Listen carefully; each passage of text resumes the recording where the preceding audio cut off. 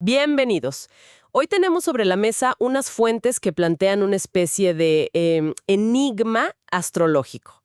Muchos hemos oído hablar de la parte de la fortuna, ese supuesto punto de la suerte en la carta natal, ¿no? El lugar donde todo fluye y la felicidad parece fácil. Pero el material que analizamos hoy sugiere que buscar solo eso, o sea, vivir persiguiendo esa facilidad, es en realidad una trampa. Totalmente. Una trampa puede llevar a lo que describen como un éxito sin significado. Es tener la casa, el carro, la comodidad, y sentir un vacío persistente, esa sensación de que algo falta.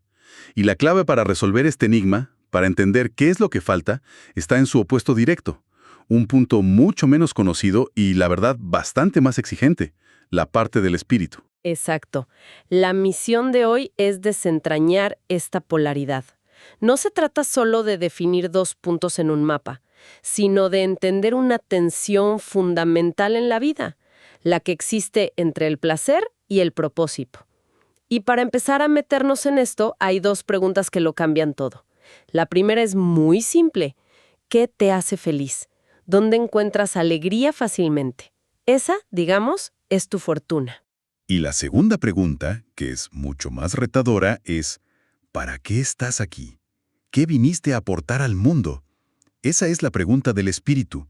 Y aquí está el verdadero desafío que exponen las fuentes.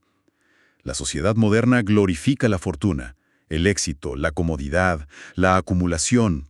Todo el marketing, la cultura del manifiéstalo, se enfoca en esa primera pregunta. Pero rara vez se habla del agotamiento del alma que viene de vivir solo para eso. Claro, es el camino fácil, el que no tiene fricción, el que te dicen que tienes que seguir. Exacto. La misión del espíritu, en cambio, a menudo no es rentable ni glamorosa al principio. Es un trabajo interno, a veces invisible, que requiere una elección consciente. La fortuna es pasiva, es lo que recibes, los dones que te caen del cielo. El espíritu es activo, es lo que eliges dar, es tu contribución deliberada. A ver, bajemos esto un poco a tierra con un ejemplo concreto para que se entienda bien la tensión. Imaginemos a una persona con su parte de la fortuna en el signo de Tauro, en la casa 2 de su carta. Esta persona, por naturaleza, encuentra una felicidad genuina en la estabilidad material. Le es fácil generar dinero, disfruta de los placeres sencillos, de construir seguridad, se siente bien acumulando, teniendo una base sólida. Un don maravilloso. Pero como decíamos, la parte del espíritu siempre está en oposición perfecta a 180 grados. Así que el espíritu de esta persona estaría en Escorpio, en la casa 8. Y su propósito, su misión de vida, apunta en una dirección radicalmente diferente. Ser un agente de transformación, ayudar a otros en sus crisis más profundas, trabajar con la sanación, la intimidad, los tabúes. Espera un momento, ¿me estás diciendo que a alguien que es naturalmente feliz construyendo un imperio financiero y disfrutando de una vida tranquila, se le pide que se dedique a la psicología profunda y a meterse en las crisis existenciales de los demás? Suena una receta para el desastre, ¿no? ¿No es como pedirle a un pez que trepe un árbol?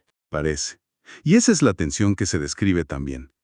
Pero no se trata de que el banquero se convierta en chamán de la noche a la mañana. La clave no es abandonar el don, sino integrarlo. No se trata de elegir. La persona del ejemplo no tiene que renunciar a su talento para generar recursos.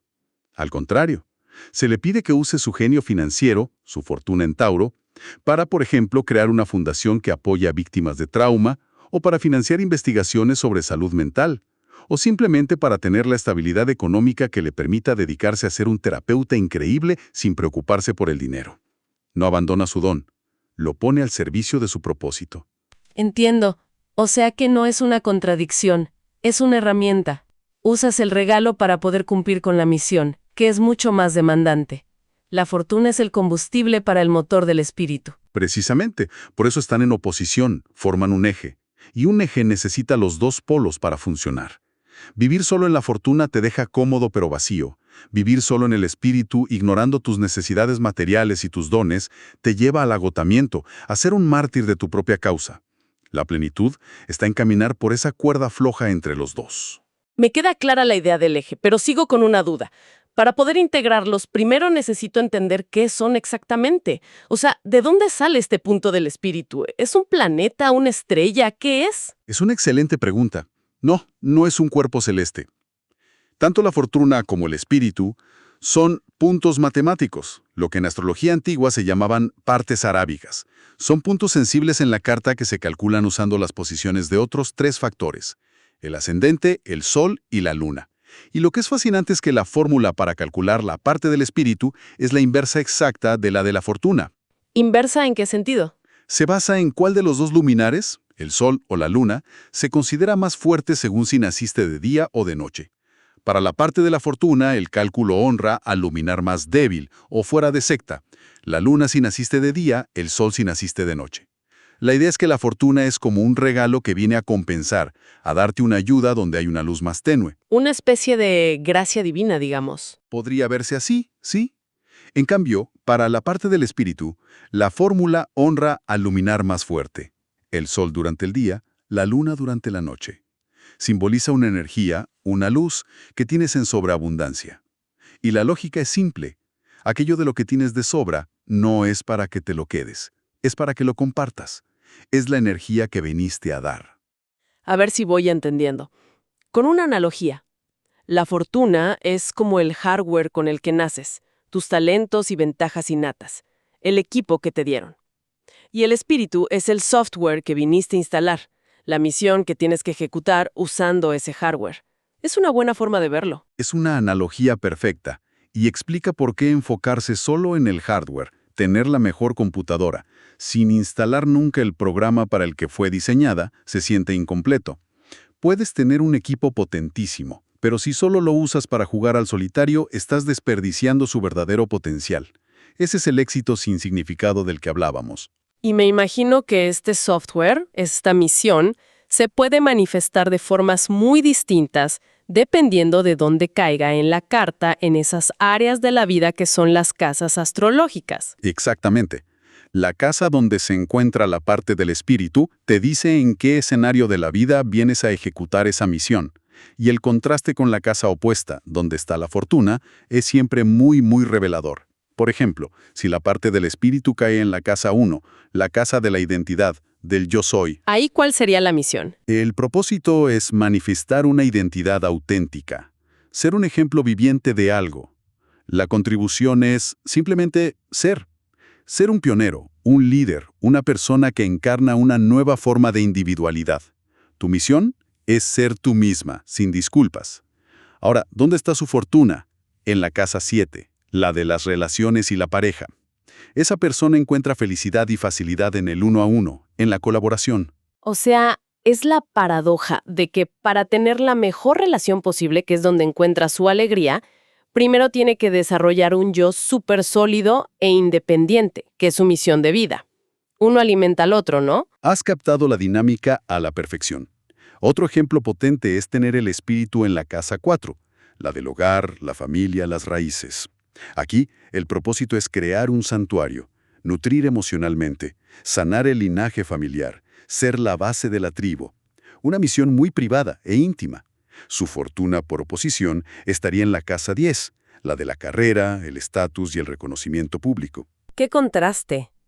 Entonces, ¿podrías tener a un CEO de una gran empresa? Alguien a quien le resulta facilísimo tener éxito y ser reconocido, pero que en el fondo, su verdadera misión de vida, lo que de verdad le va a llenar, es asegurarse de que su familia esté bien, o incluso usar ese poder público para crear un ambiente familiar y de apoyo en su propia compañía. Exactamente. Es redefinir el éxito, usar el poder y el reconocimiento que le llegan con facilidad, o sea, su fortuna, para cumplir un propósito de nutrición y creación de bases seguras, que es su espíritu. Y eso nos lleva de vuelta al caso fascinante que mencionamos al principio, el espíritu en la casa 8. El del banquero terapeuta. El del banquero terapeuta, sí. Su fortuna está en la casa 2, gozando de la estabilidad, la materia, lo predecible. Pero su misión del alma, en la casa 8, es sumergirse en lo radical, lo tabú, lo transformador. Es el sanador que encuentra paz en su jardín, pero su trabajo es guiar a otros a través de sus infiernos personales. O sea, tienes toda la facilidad del mundo para tener una vida tranquila en el campo, con tu huerta y tus ahorros. Y tu misión es meterte en el lodo existencial de los demás. ¡Qué ironía cósmica! Pero tiene sentido, necesitas esa base súper estable para poder manejar el caos ajeno sin hundirte. Es la única manera. La estabilidad de la casa 2 es el ancla que le permite navegar las aguas turbulentas de la casa 8. Un último ejemplo muy claro es el eje de la creatividad y la comunidad. El espíritu en la casa 11, la de los amigos, los grupos, los ideales humanitarios. El propósito aquí es servir a un colectivo, innovar para bien común, trabajar por una causa más grande que uno mismo. Y la fortuna estaría en la casa 5. La casa del yo, la creatividad, el romance, el escenario. Justo ahí. Esa persona es feliz, brillando, creando, siendo el centro de atención, recibiendo aplausos por su expresión individual. La integración es casi del libro de texto. Usar ese talento creativo, ese carisma personal que le viene de forma natural para inspirar a un grupo o para servir a una causa comunitaria. Ok, hemos visto las tensiones en todas estas áreas, desde la identidad hasta la carrera y la comunidad. La pregunta del millón es, ¿cómo se une todo esto en la práctica sin volverse loca? Porque una cosa es entenderlo y otra es vivirlo. Es la pregunta fundamental. Y el proceso de integración es un trabajo de toda una vida, ¿eh? Retomemos el último ejemplo. La tensión es clara. Fortuna en Leo en la casa 5, que dice, brilla tú, sé el protagonista. Y el espíritu en Acuario en la casa 11, que dice, piensa en el grupo, sirve al colectivo. A primera vista parecen irreconciliables. O eres la estrella o eres parte del equipo. Pero no tiene por qué ser así. Para nada. La integración es usar ese don para brillar que te da la fortuna como un faro para la comunidad que te pide el espíritu. El ejemplo perfecto es el de un músico famoso. Disfruta del aplauso, de la expresión personal, de la creatividad, o sea, su fortuna en casa 5. Pero en lugar de quedarse solo en eso, usa su plataforma, su arte y su fama para promover causas sociales, organizar conciertos benéficos, dar voz a los que no la tienen. Ese es su espíritu en casa 11. Está viviendo ambas partes. Su brillo individual ilumina al colectivo. Lo que me llama la atención de esa síntesis es que rompe con la idea del artista muerto de hambre o del filántropo que vive con lo justo. El mensaje aquí es que tu don para el éxito personal o material no es un enemigo de tu propósito espiritual. De hecho, es su mejor aliado. Es casi un permiso para prosperar. Es un permiso y una responsabilidad. Se describe un proceso de integración que, bueno, se puede resumir en 4 pasos. El primero, obviamente, es identificar. Saber dónde están estos 2 puntos en tu carta, entender el signo y la casa de cada uno. Conocer tu hardware y el software que viniste a instalar. Exacto. El segundo paso es reconocer la tensión. Aceptar que tu zona de confort y tu zona de crecimiento pueden parecer opuestas. Darte cuenta de que lo que te hace feliz fácilmente no es necesariamente lo mismo que te dará un sentido de propósito profundo. Y no luchar contra esa tensión, sino observarla. El tercer paso me parece crucial. No elegir. Porque el impulso sería decir, bueno, me quedo con lo fácil y lo placentero.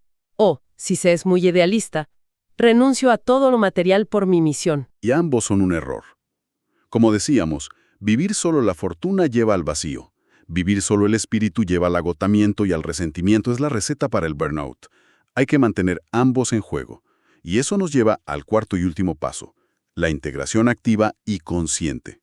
¿Qué significa activa y consciente? Significa tomar decisiones deliberadas para que tus dones alimenten tu propósito. Es preguntarse activamente, ¿cómo puedo usar esta facilidad que tengo para generar dinero, mi fortuna en casa 2, para sostener mi trabajo de sanación, que es mi espíritu en casa 8? O, ¿cómo puedo usar mi visibilidad pública, o sea, mi fortuna en casa 10, para crear un espacio seguro para mi comunidad, que es el espíritu en casa 4? No es algo que pasa por arte de magia, es una estrategia de vida. Me quedo con una idea central de todo esto. La meta no es el placer por un lado y el propósito por otro, como si fueran 2 platos en un menú entre los que hay que elegir. Es buscar el placer con propósito, el éxito con contribución. Es unificar el tablero de juego. Esa es la esencia. La fortuna es el regalo que la vida te da. El espíritu es tu regalo de vuelta a la vida. No puedes dar un regalo si tienes las manos vacías. Entonces, para recapitular lo que hemos explorado hoy, tenemos estos dos puntos opuestos en la carta natal. La parte de la fortuna, que es como un pozo de agua fresca, el lugar donde recibimos, donde la felicidad es fácil, nuestros dones naturales, es pasiva. Y en el otro extremo del desierto, la parte del espíritu, que es el oasis que vinimos a construir. Es lo que damos, nuestro propósito activo, la misión que requiere esfuerzo y conciencia. Y lejos de ser enemigos, se necesitan desesperadamente el uno al otro. El pozo de agua es lo que te da la energía para construir el oasis.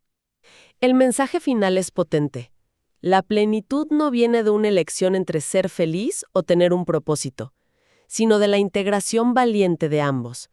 Se trata de usar nuestra felicidad más innata, esos dones que a veces ni valoramos porque nos salen solos, para sostener y dar energía a nuestra misión de vida más elevada. Y si la fortuna es aquello en lo que somos naturalmente buenos y nos da alegría, y el espíritu es nuestra mayor contribución, la reflexión final que nos queda es un desafío. En lugar de ver la alegría y el propósito como dos caminos separados, ¿qué pasaría si la verdadera tarea fuera descubrir cómo nuestra alegría más natural puede convertirse en el combustible para nuestra mayor contribución al mundo? Y si aquello que te hace más feliz es precisamente la herramienta que se te dio para cumplir tu misión más importante.